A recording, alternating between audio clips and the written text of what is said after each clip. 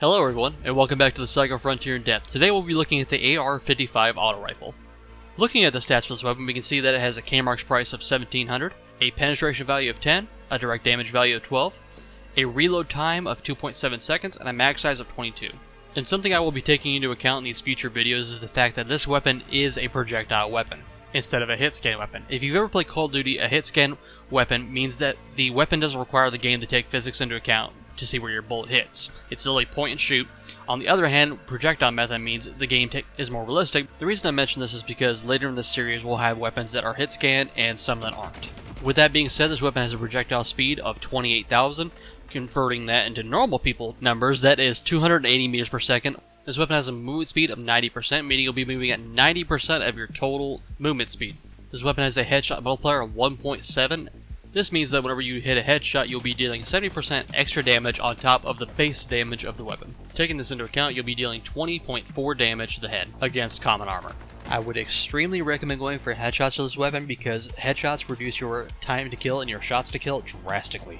Moving into the range numbers, we have a damage fall-off start of 30 meters and a fall-off maximum at 60 meters, with a fall-off multiplier of 0.75, meaning you'll be dealing 75% of your total damage at 60 meters. Taking this into account, you'll be dealing 9 damage at that range. Getting into the more detailed numbers, we have an RPM, or rounds per minute, of 545, a damage per second of 109 against common armor, an average time to kill against common armor of about 0.88 seconds, and your shots to kill against common armor is 9. Something also to mention is that your time to empty the mag is about 2.31 seconds. For those of you wondering, this is about a little under a second longer than the PDW. Here's where I get into shots to kill about the different armors. I'll be going up to rare while I'm speaking about it, however I will have the epic and exotic variants on screen for you guys to look at. As always with these videos, I will not be going into the tactical and the restoration variants because they have less armor value in return for giving you a separate additional benefit. So moving into common armor, you'll be dealing 12 damage to the body, which is your base damage, and you'll be dealing 20.4 damage to the head. This is assuming you have no converter on. Your shots to kill does not change against common armor types unless you add on a rare or epic converter, which will bring the shots to kill down to 8.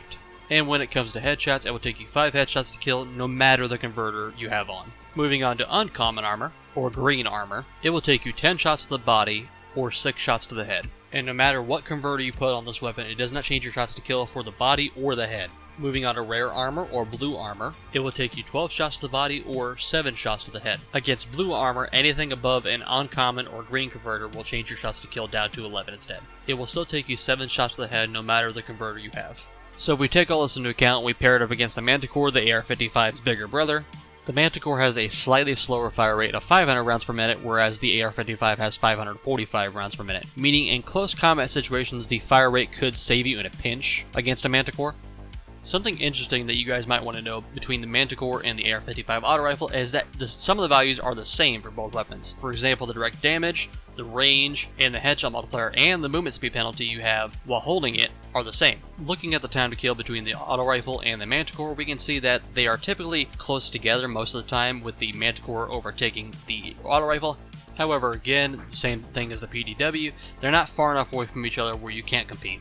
Moving into my recommended build, and my opinions on this weapon are that it's a workhorse. It's nothing special, it's nothing to write home about, just like the PDW, but it gets the job done. There's no frills, there's no bells and whistles, but it does the job and it does it well. For those of you who have paid attention to the gameplay in this video, I mopped up some duos with this weapon. This thing has very little recoil, so that's going to play into my build. So moving into the build, I'm going to recommend attachments that help you with aiming down sight faster and your recoil. Even though this thing doesn't have very much, why not reduce it even further? Because there's not a massive amount of attachment variety, some of these builds are going to sound the same. So, for your optic, I would highly recommend a 2x scope. This thing does not kick very much. With the attachment options we have, we're going to be reducing that recoil even further.